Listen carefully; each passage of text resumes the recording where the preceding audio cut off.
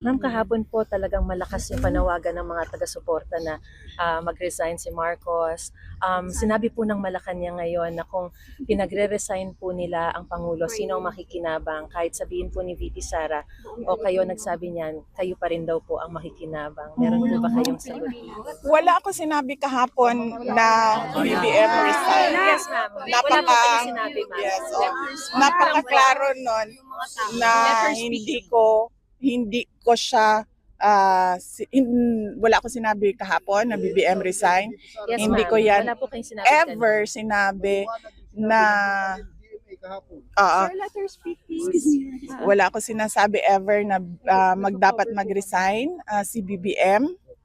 Ang sinabi ko lang kahapon, sabi ko kung nananawagan kayo ng BBM resign, bigyan nyo ng rason kung bakit yan ang panawagan ninyo sa kanila. And then I gave them example.